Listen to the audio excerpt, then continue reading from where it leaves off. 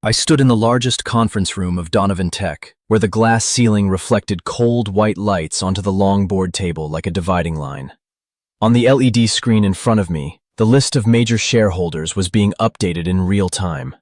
I saw my name pushed downward, then disappear.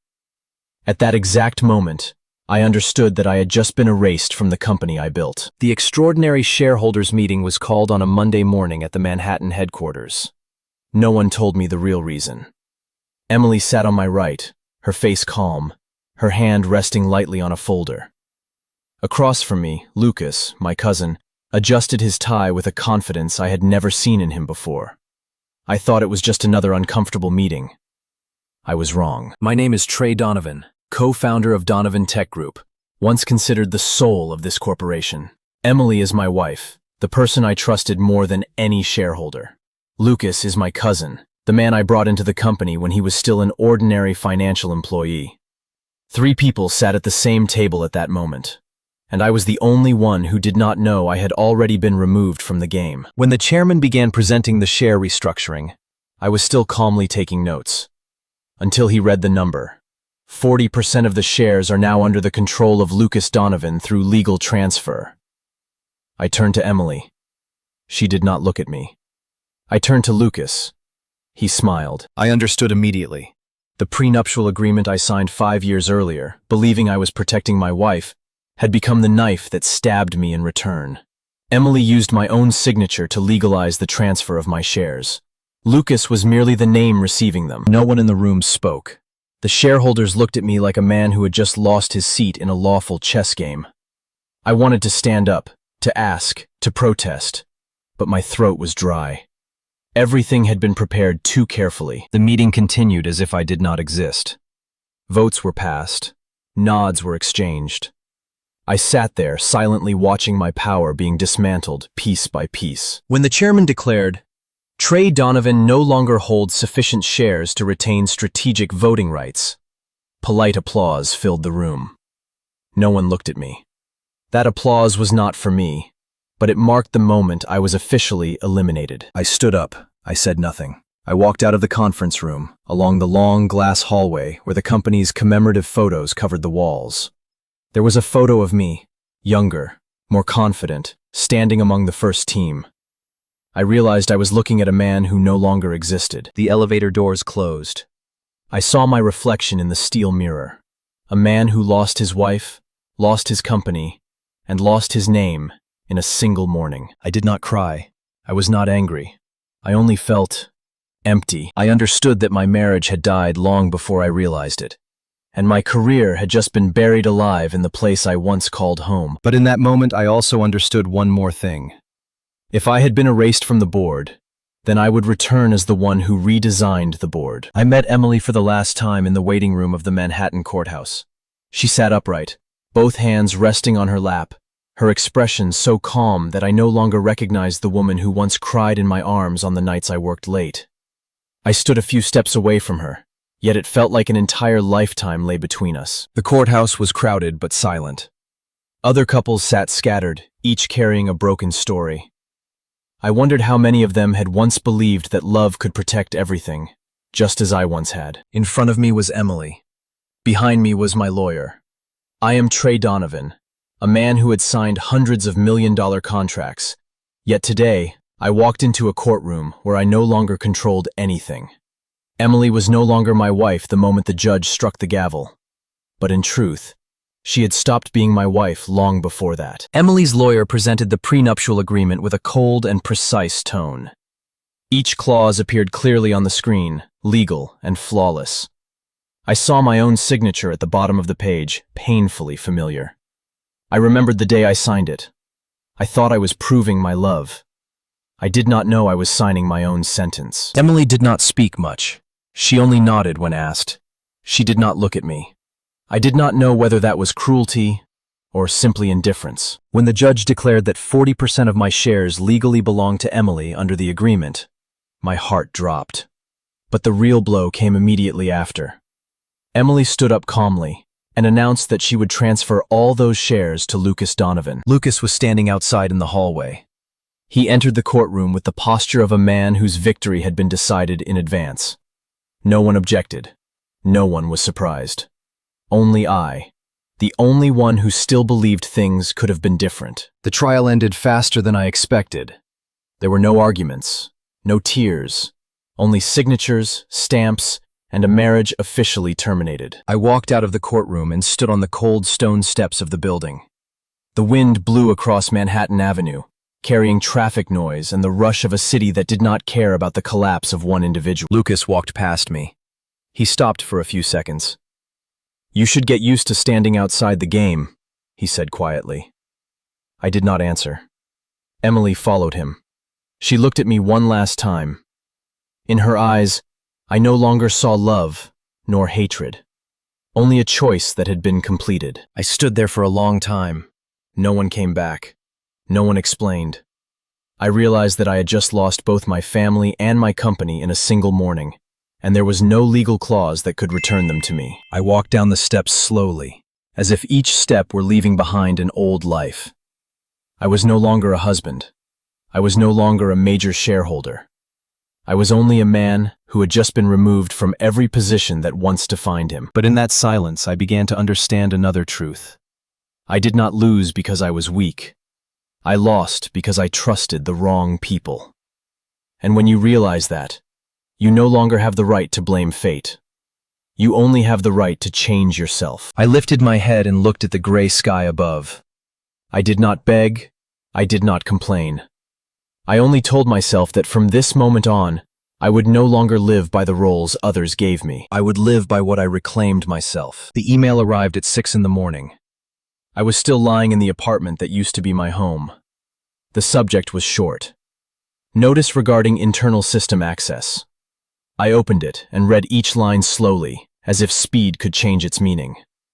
Donovan Tech officially suspended all my access to the company's systems, including email, data, shareholder accounts, and building entry card. I was not surprised. I only felt a light emptiness in my chest, like when you know something inevitable has finally happened. I still wore a suit. I still tied my tie. I still walked out as if I still had a place to go. The streets of New York in the morning were crowded and hurried. No one knew that among them was a man who had just been erased from his own life. The Donovan Tech building stood before me like a familiar block of glass. I had walked through its doors thousands of times. But today, when I swiped my card, the red light appeared. No familiar beep. No greeting from the receptionist. I tried again, still red. The security guard approached. He looked at me awkwardly. "I'm sorry, sir. The system shows your card is no longer valid." His voice was quiet but loud enough for people nearby to hear. I nodded. I did not explain. I did not react. I only stepped back, as if I myself had walked into a place that no longer belonged to me. My former secretary stood behind the desk. She looked at me, then lowered her head quickly. I understood. Not because she betrayed me, but because she was afraid. Afraid to stand close to a man who had lost his power. Lucas appeared from the elevator. He wore an expensive suit, the posture of a true CEO. He looked at me, his eyes no longer hesitant. "You shouldn't come here anymore," he said, loud enough for me to hear, but quiet enough so others would not pay attention. I asked him only one question. "Have you ever wondered why I trusted you?" Lucas was silent for a second. Then he smiled. "Because you thought blood was always more reliable than contracts." I did not answer. I understood that answer. I just did not expect it to be spoken so easily. He handed me a file. "You need to sign the handover record for all remaining documents." I took it and looked at the list of things that once belonged to me. Each project, each idea, each strategic decision, all were stamped with someone else's name. I signed. Not because I agreed, but because I knew that, at this moment, silence was the only way to keep the last bit of dignity. When I turned to leave, I heard Lucas say to the employees behind him, "Donovan Tech is entering a new era." That sentence echoed in the space like a declaration of burial for the past. I walked out of the building. The wind was strong.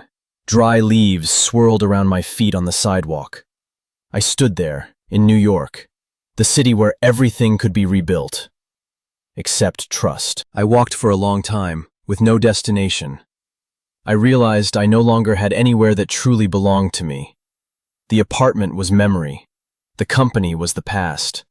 The marriage was a story already finished. I sat down on a park bench.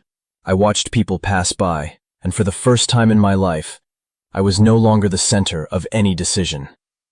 I was only a man crossed out from every map of power. But in that moment, I also realized something else. When you have nothing left to lose, you no longer have any reason to be afraid. And when you are no longer afraid, you begin to see the road ahead more clearly. I was no longer Trey Donovan of Donovan Tech, but I was still Trey Donovan of myself. And this time, I would not let anyone redefine my value for me again. No one in New York mentioned my name anymore after a few months. Donovan Tech continued to operate. Lucas appeared in business magazines. Emily disappeared from all old photographs. And I, like a file deleted from the system, left no error message behind. I left New York on a rainy morning. I did not bring much with me. Only one suitcase, one laptop, and one single decision. I would not return until I could look straight at my own name again. San Francisco welcomed me with steep streets, cold bay winds, and the unfamiliar feeling of a city where no one knew who I used to be. I rented a small apartment near the financial district. No nameplate, no business cards. No one called me CEO. I was just Trey. During the first days, I lived like an invisible person. I read financial reports, studied the market, followed every movement of Donovan Tech's stock without leaving a trace. I watched Lucas run the company his way, ambitious, risky, and full of gaps. I began meeting Sophia Reynolds, a financial advisor I had known for many years. She did not ask me why I had fallen into this situation. She only asked me one question. What do you still want from yourself? I did not answer immediately, but I knew that question would stay with me for a long time. I tried small investments. I failed a few times. I relearned how to assess risks, how to read people, and how not to let emotions control decisions. I understood that I had once succeeded not only because of my ability, but because I had been protected for too long by reputation and position. Then one evening, while I was reviewing Donovan Tech's quarterly financial report, I noticed the numbers did not match. Not big errors, just small discrepancies, enough to be ignored by a rushed reader. But to me, they smelled like manipulation. I did not jump to conclusions. I collected data. I compared sources. I saw the same pattern repeated over 3 consecutive quarters. Profits were beautified, costs were hidden, and risks were pushed into secondary reports. I understood that Lucas was trying to maintain a growth image at all costs. And I also understood that when a person begins to lie in reports, he will not stop at one time. I did not feel happy. I did not feel satisfied. I only saw my path more clearly. 1 year passed. I did not appear. I did not argue. I did not contact anyone in New York. But throughout that year, I learned to become a different person, not relying on my old name, not relying on the past, only relying on my real ability. One morning I looked into the mirror and realized I no longer saw a victim. I saw a man who understood exactly why he had fallen and knew precisely what he needed to do to stand up. I opened my laptop. I wrote the first line of a new plan. Not a plan for revenge, but a plan to reclaim the right to own my own life. I knew I would return to New York. But not as a man expelled from the game. I would return as the one who held the rules of the game. My first transaction took place on a windy afternoon in San Francisco. I did not sign my name. I did not appear. Everything was executed through a small investment fund in which I secretly contributed capital. When the confirmation appeared on the screen, I saw the number of Donovan Tech shares that had just been purchased. Not large, but enough for me to know that I had returned to the board. I sat alone in my apartment, looking at the city beyond the glass. I did not feel nervous. I only felt clear. For the first time in a year, I was no longer standing outside the game. I met Sophia at her office in the financial district. She looked at me, did not ask, did not encourage. She only opened her laptop and showed me a list of potential transactions. I told her I did not want Lucas to know anything. She nodded. Then you must learn how to disappear completely, she said. I divided each purchase into small parts. I used multiple intermediary entities. I let unfamiliar names stand on the documents. Each share I bought was like a small brick, quietly placed into a wall no one could yet see. There were nights when I asked myself why I was doing this. For the company? For dignity? Or because I could not accept being erased from my own history? I did not have a clear answer. I only knew that if I stopped, I would return to the man of a year ago, the man defined by failure. The numbers began to increase, not fast, but steadily. I tracked every movement. I did not allow myself to rush. I had once lost because I trusted emotions too much. This time, I trusted only data. One evening, Sophia told me that the total percentage of shares I indirectly controlled had crossed the strategic influence threshold. I did not smile. I only breathed more slowly. I understood that from this moment on, I was no longer just an observer. But I also understood that shares were not enough. I needed people. I needed the shareholders who had once turned their backs on me. Not to blame them, but to show them that I had returned as a different version. I began contacting them one by one, not with complaints, but with neutral analytical reports. I did not mention Lucas. I only presented numbers they could not ignore. I did not ask them to believe me. I only asked them to look at the truth. Some refused. Some remained silent. Some began to ask questions. And I knew that this was the first crack in the wall. In those calls, I did not call myself a victim.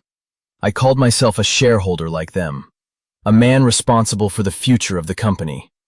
I saw their eyes change through each online meeting, not because they pitied me, but because they began to doubt what they had once believed. One late night, I looked again at the share list. I realized I had returned to Donovan Tech without anyone noticing. I had entered my old house through the back door, leaving no footprints. I understood that if Lucas discovered too early, everything would end. But I also understood that if I did not continue, I would forever remain a ghost, wandering outside my old life. I closed my laptop. I looked at the city. I no longer felt anger. I only felt control. I knew the chess game had begun, and this time, I was not playing to be forgiven. I was playing to return. The call from Richard Moore came when I was no longer expecting it. His voice was low, slow, and without emotion. He only said, "If you have what you claimed, I want to hear it directly." I did not ask more. I only replied, "Boston, tomorrow." We met in a small meeting room of an investment fund near the Charles River. No signs, no assistants, no recorders. Only me, Richard, and 2 board members who had once voted to remove me from Donovan Tech. I walked in, did not shake hands, did not bow, did not show that I had once been the one eliminated. I sat down, opened my laptop, and let silence lead the way for a few seconds. I knew that for people like them, silence was the only way to force them to look back at their own decisions. I did not talk about Lucas. I did not talk about Emily. I only talked about the last 3 financial quarters. I presented the numbers as if I had never been connected to this company. Profits increased, but free cash flow declined. Management costs rose, but operational efficiency remained unchanged. Risky investments were pushed into subsidiaries. Richard looked at me for a long time. He did not argue. He only asked, "What do you want us to do?" I answered, "I don't want you to do anything for me. I want you to do what is right for the shareholders." One of the other 2 smiled lightly. "You still talk like you used to." I looked straight at him. "And you still listen, even though you once stopped believing." No one denied the numbers. No one denied the gaps in the reports. They were just not ready to admit that they had placed their trust in the wrong place. The meeting lasted more than 2 hours. I did not persuade. I only answered. I did not force. I only asked questions, and each of my questions made them look back at themselves. When we stood up, Richard did not shake my hand. He only said, "If you return, you will not return alone." I nodded. I understood him, and he understood that I did not need a promise. I left Boston that same night. On the flight back to San Francisco, I looked down at the white clouds and thought about the strangest thing about power. It does not lie in how many shares you hold, but in how many people are willing to stand with you when you have nothing left to offer. The next calls came most slowly, but they came. Each major shareholder, each person who had once avoided me, each person who had once chosen silence, no one apologized, and I did not wait for that. I realized a simple truth. In this world, people do not return because you are right.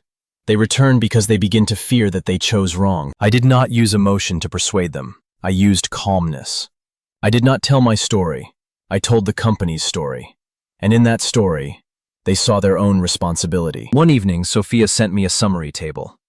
The numbers were not large, but they had one thing in common. Voting power was shifting, little by little, like a tide. I did not celebrate. I did not feel relieved. I only understood that I had crossed the hardest stage, the stage of persuading those who had once turned their backs. But I also knew that Lucas would soon feel it. Not from me, but from the changes in meetings, in eyes, in questions he no longer found easy to answer. I was not afraid when I thought about the day I would face him. I only wondered, when that day came, whether he would still remember why I had once trusted him. I stood by the window of my apartment, looking at the city lights. I no longer saw myself as a man returning. I saw myself as part of a current flowing back to its old position. I knew I had not yet won, but I also knew I was no longer losing. I entered the Donovan Tech building on a pale sunny morning. No one stopped me. The new access card lay in my suit pocket, thin and light, yet I knew it carried the weight of an entire year of silence. I did not look around for familiar faces. I walked straight toward the boardroom. The hallway was the same. Polished stone floors, glass walls reflecting each of my steps. Only I was different. No longer the man removed. Not yet the man who had won. I was only the man who returned at the right time. The boardroom door opened. The shareholders were all seated. No empty chairs, no polite greetings. When I walked in, some eyes lifted, some lowered. I did not look for Emily. I did not look for Lucas. I simply pulled out a chair and sat down as a shareholder. Lucas entered a few minutes after me. He paused briefly when he saw me. Just one breath. Then he regained his calm posture and walked toward the head of the table, as if everything were still under his control. The meeting began with familiar reports: revenue, costs, forecasts. Lucas presented smoothly. No one interrupted. But I felt the difference. No more unconscious nods. No more complete trust in their eyes. When the discussion opened, Richard was the first to ask a question. Short, precise, directly targeting a number in the supplementary report. Lucas answered, but I saw in his eyes a very small crack. The second person followed, then the third. The questions continued, not loudly, not aggressively, but constantly forcing Lucas to explain details that no one had ever demanded before. I said nothing. I only listened. I understood this was not the moment for me to speak. This was the moment for those who had once turned their backs on me to voice their own doubts. Finally, the chairman turned to me. Mr. Donovan, do you have any comments? I stood up. I did not look at Lucas. I looked at the entire room. I spoke slowly, clearly, without raising my voice. I am not here to take back my old position. I am here because I am a shareholder, and I believe this company needs transparency, not blind loyalty. No one objected. No one interrupted. I continued. I have not spoken for a year, not because I did not see, but because I waited until everyone could see for themselves. I sat down. No applause. No reaction. But the room no longer kept its old rhythm. The chairman proposed a vote on restructuring the executive board. I did not nominate myself. I only proposed a transparent vote based on the current voting rights. Ballots were distributed. One by one, people looked down. I watched their hands. I did not guess the result. I only watched the process. When the secretary announced the result, no one was surprised. Lucas lost majority control. Temporary management authority was transferred to the board. Lucas stood up. He said nothing. He looked at me. For the first time in a long time, his eyes were no longer certain. Emily sat at the end of the table. She did not participate in the vote. She only looked down. I did not know what she was thinking, and I no longer needed to know. The meeting ended in silence. No arguments. No dramatic climax. Only the quiet shift of power. I stood up last. I did not shake anyone's hand. I did not avoid anyone. I simply walked out, the same way I had once walked in. Outside in the hallway, I stopped in front of a large glass panel. I looked at my reflection. I no longer saw a man whose name had been erased. I saw a man who had returned without needing anyone to apologize. I understood that today I had not yet sat in the highest chair. But I also understood that from today on, No one could push me out of this boardroom again. And I knew the chess game had only one final move left. The final meeting took place on an afternoon quieter than I had expected. There were no reporters, no noise, only pale sunlight through the glass walls of the boardroom. I walked in without the feeling of returning, and without the feeling of waiting. I simply walked in as a man ready to be exactly where he belonged. The shareholders were all seated. No one spoke. No one smiled. The atmosphere was not tense, but it was very clear. Everyone understood that this meeting was not for debate, but to confirm something that had already been formed. The chairman looked at me, then at the other members. He did not use flowery words. He only read the final voting result, slowly and precisely. My name was mentioned as a reasonable choice, not as a dramatic comeback. When he stopped, the room was silent. I stood up. There was no applause, no excitement, only the sense that everything had arrived at the right time. I did not look at Lucas. I did not look for Emily. I looked at the chair at the head of the table. The chair I had once sat in, once lost, and once believed I would never touch again. I walked to it. I pulled it back. I sat down. There was no feeling of victory, no burst of joy, only a deep relief, like setting down a burden carried for too long. Lucas was no longer in the room. He had left before the meeting began. Not because he was asked to leave, but because he understood that when power leaves a man's hands, he does not need to stay to witness it. Emily did not appear. She sent a short email wishing the company's stability. No apology, no blame. I read that email quickly, then deleted it. Not because I was angry, but because I no longer needed to keep any story of the past. I began to speak. Not long, not passionately. I only spoke about transparency, about responsibility, about how we do not build a company with fear or blind loyalty, but with trust that can be verified. I did not mention Lucas's name. I did not mention Emily. I only spoke about Donovan Tech, as if it had never left my hands. The shareholders listened. No one took many notes. No one interrupted. I knew they did not need more promises. They only needed to see that the man sitting before them was no longer the man of a year ago. The meeting ended quickly. There was no celebration, no wine, no warm handshakes. People stood up, gathered their documents, and left as if they had just attended a confirmation of the natural order of things. I stayed alone in the boardroom. The sunlight had turned pale gold. I looked around. I remembered the day my name was erased. I remembered the morning I left the courthouse. I remembered the red card at the company entrance. And I realized that everything had gone in a long circle, only to bring me back to the position I had never truly left. I did not feel that I had defeated anyone. I only felt that I had not defeated myself. I stood up, adjusted my suit, and looked one last time at the chairman's chair. It no longer frightened me. It no longer tempted me. It was only a position, a place where I could do what I believed was right. When I left the room, I did not look back. Not because I was cold, but because I knew that from today onward, I no longer needed to prove my return to anyone. I was here. And this time, I stayed not to reclaim the past, but to keep the future from repeating the same mistake.